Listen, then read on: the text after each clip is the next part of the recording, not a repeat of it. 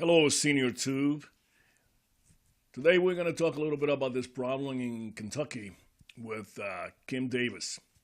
And as you can see here, it's kind of funny picture. It says same-sex unions destroy the sanctity of marriage.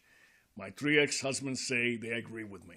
It is funny, tongue-in-cheek, but at the same time, it has a lot to do with what we are talking here in our country today about the sanctity of marriage and gay marriage and so on and so forth. Personally, I don't 100% agree. I don't agree with the gay marriage resolution, but I obey the law. So even though I disagree with it, I will obey the law. That's what the Supreme Court says. I believe that they know a little more than me on the law. So I follow the law till we can come up with a better system to change it. Now, that is my opinion. And the reason for that is because I personally believe that what the gay marriage supporters should have done was follow just a civil union.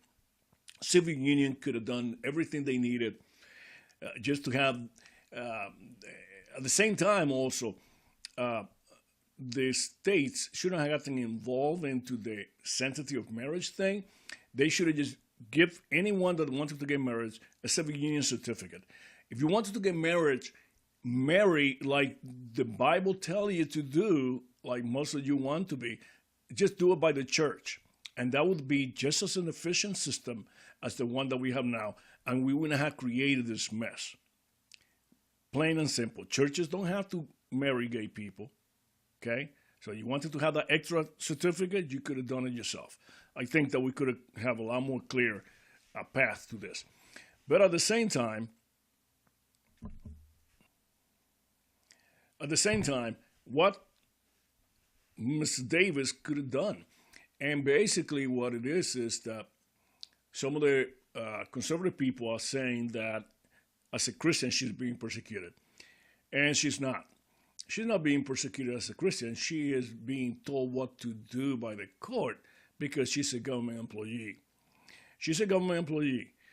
If she doesn't agree with what the government is doing, don't seek the office or quit. That is the honorable thing to do.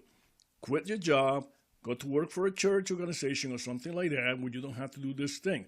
But you cannot be running for office and then decide that you don't want to serve some people because of your own belief. You just cannot do that.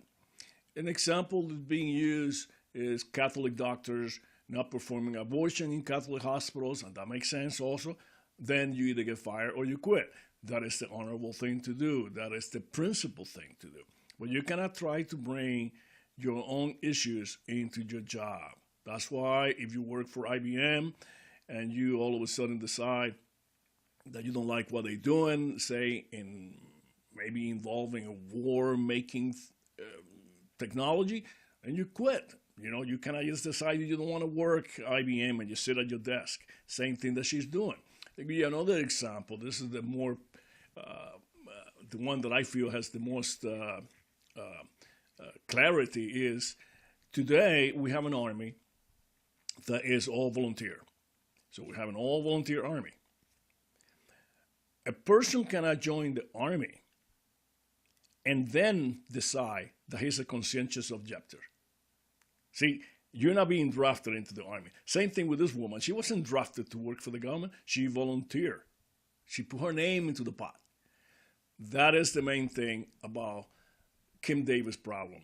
The mixing apples and oranges. So hopefully you got something out of it. It's just like it if you like it, and don't like it if you don't like it, and subscribe.